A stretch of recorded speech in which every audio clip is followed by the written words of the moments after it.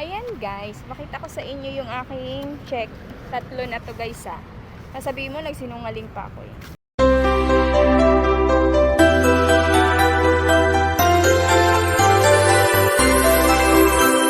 Hi guys! Parang baliw kami. Mag-hi ka naman dyan na. Ayaw niya mag-hi. So yan. Ano ba? Paano ba kumuha ng allowance sa TESDA? Oo, may allowance yun din guys sa TESDA. Meron kang food allowance, internet allowance kasi online. Tapos meron pang uniform allowance. Oo. Ayan, nag-i-encash kami ng aking allowance. Pero hindi pa siya kompleto guys ha. Bali dalawang check. Oo, dalawang check yun ng Land Bank, sa Land Bank. Kaya doon kami sa Land Bank. Tayo na kayo, matras na tayo. Lalakad kami papunta doon. Ayan, dalawang check yun. Yung unang check na binigay sa akin ay sa uniform allowance. So 500 yun. Pero yung uniform naman ay ano lang, 250. So, di ba, meron ka pang 250. Kabila ka, anak. Sa gitna, anak, sa gitna. Ayan. Tapos, wait, ang pangit ng hair ko. Tapos, yung pangalawang check ko, yung sa food allowance, food and internet allowance, 1,620. Oo, tapos may antayin pa akong pangatlo na hindi ko pa nakukuha. Nasa mga yon, 1,420 siguro, mga ganun. Oo guys, kasi nga, yung allowance natin pag half day ka lang, half day lang yung klase mo, kung diba 4 hours, 80 per day. Oo. Pero pag whole day yung klase mo ay 160 per day. So ayun, nakakuha ako ng 2,020 yung una kong yung na-encash ko ngayon, dalawang cheque.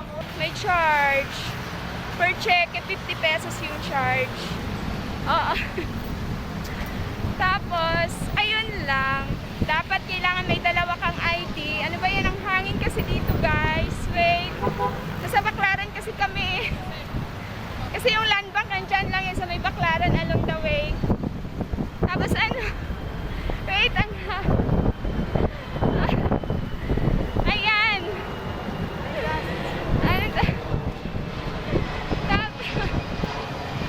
Kailangan dalawang ID.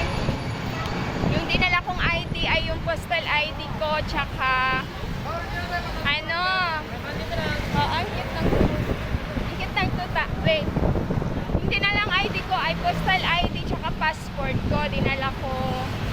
Pero isusulat mo yun sa likod kasi guys yung isusulat mo dun sa likod ay yung pangalan mo, firma mo.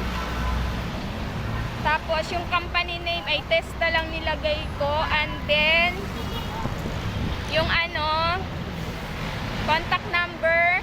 Tapos yung dalawang ID mo, isusulat mo pati number. Oo, pati number.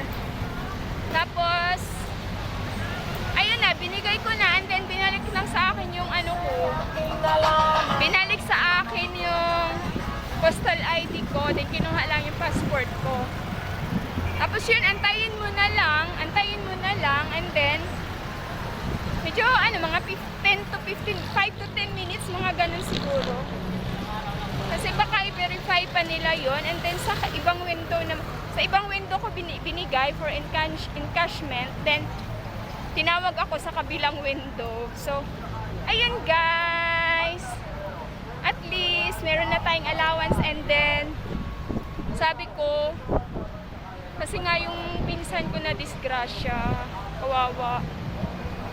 Oo guys, na-disgrasya siya. Kaya sabi ko nga, dahil wala naman akong pera nung time ng pagka-disgrasya niya, magbibigay ako sa kanya pagkakuha ko ng allowance. So, ayan, padalhan na natin siya. Kahit at least makatulong man lang tayo, diba? So, ayun guys, iniwan na ako ng kasama ko. Wala na akong payo. Ayan Ayan, nagdalawang yun, iniwan ako. So, ayun lang guys ha. Magkuha kayo ng allowance, diba? At least alam nyo na. Hi guys! Pupunta tayong school today. Kukunin natin yung allowance natin. Oo. Hindi ko pa nakuha yung aking level 1 allowance. Yung kalahati ng allowance. Oo. 1,520 din yun, no? Sayang din yun. Oo.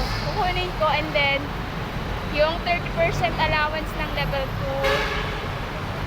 Oo guys, kukunin natin kasi nandyan na at saka yung uniform allowance. Kaya let's go!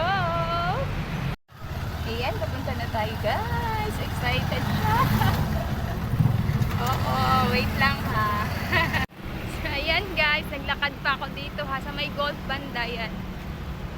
Ayan o. Papunta pa ako ng TESDA. Wait lang nyo guys ha. Wait lang kayo kasi malayo-layo yung lakarin ko.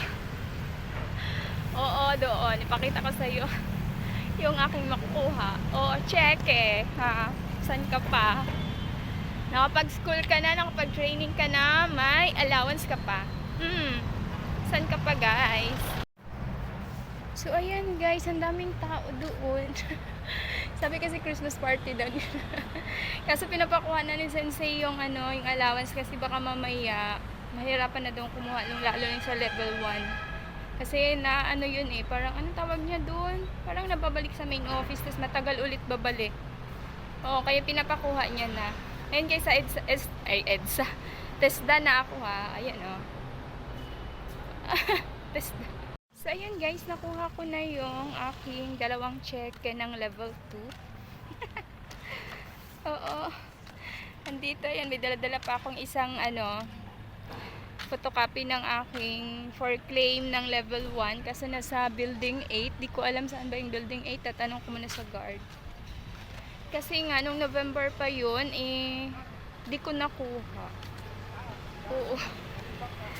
So, wait, pakita ko sa inyo yung aking cheque para makita nyo talaga na totoo guys. Oo, wait. Ayan, kasi may nagdala-dala akong envelope. Wait lang, hanapin ko. So, ayan guys. O, see? Level 2. Yung isa is 1,824. Yung half allowance and then, ay 30% allowance din guys Tas, yung 500 na uniform allowance. So, punta ko sa building 8, tatanong ko pa sa guard kung saan banda para sa aking last allowance nung level 1. So, mamaya pakita ko sa inyo guys. Okay? So, ayun guys, di ko alam yung building 8. Tinuro ako dito na site. Ayan, saan kaya? Yung building daw na yun, Monteparlas daw nakalagay. Baka doon pa sa loob. Di ba yan? Ba't baka lumagpas ako guys? Ano yung tapat ng building na yan? Ano ba yun, sir? Ito yata sa unahan pa. Oh, wala ngayon na ako napunta dito guys. Ha? Sabi, Monteparlas daw, kabilang building. Ang dami. Laki pala ng ng TESDA. Ayan Ngayon lang ako nagawi dito. Kabilang building, Monteparlas. Saan kaya yun? Tanong ko na lang nga ulit dito. Kasi yung napuntahan ko ay Green Technology Center donated by Federation. Ayan Filipino-Chinese Chambers of Commerce Industry. So, ayun, buti na lang may dumaan. Ayun natanungan ko yan. Isang training, din. Nagte-training din. Dito siguro. Ayan. So, dito daw ako pupunta pa. Layo, road 6. Takot naman dito. Ikaw lang mag-isa, no? Yan, road 6. Yan. Tapos papasok daw ako dito, banda. Katakot dito. Parang Hala. Ayan may mga sasakyan, may mga ng mga nasisiraan ng mga sasakyan. For official use only, security. Nakakatakot. Ako lang mag-isa maglakad. Sundandaan ako sa Monte Parlas. Wait. Ayun, nakita ko na.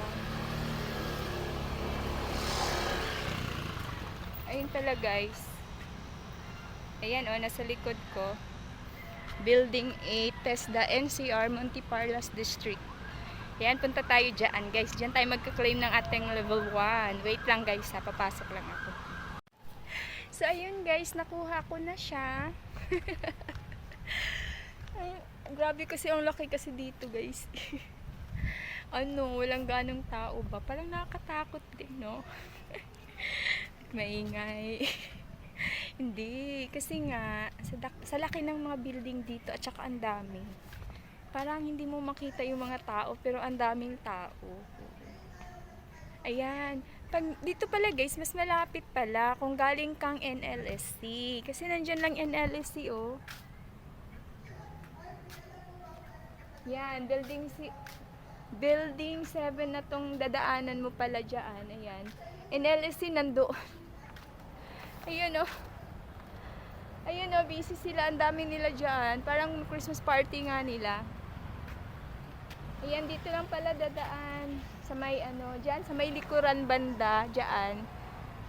Ayun na yung building 8. Ako, pumunta pa ako dun sa may guard, sa may dulo. Doon. Pumunta ako doon sa pinakadulo. Ayan.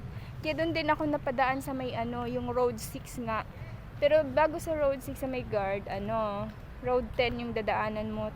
Pero mas malapit dito sa dyan NLSC. Tapos dadaanan mo lang yung parang nakalagay building 7, doon ka liliko. Then sa may bandang unahan nun, ayun na yung building 8, Monte Parlas, main office district, yung mga ganun.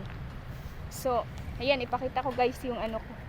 Wow, ang ganda naman dito pala. Wait, i-flex ko muna yung gulay. So, nakita nyo ba guys yung mga gulay? Parang sarap igulay. Ano ba yung gulay na yan? Parang radish. Radish ba? Oo, radish. Tsaka pechay. So, ayan guys. Ipakita ko sa inyo. May kalabasa pa dun sa kabilang side. Wait, may mais pa. Wait. Ayan guys. Ipakita ko sa inyo yung aking check. 3 na to guys ha. Sasabihin mo, nagsinungaling pa ako eh. Oh.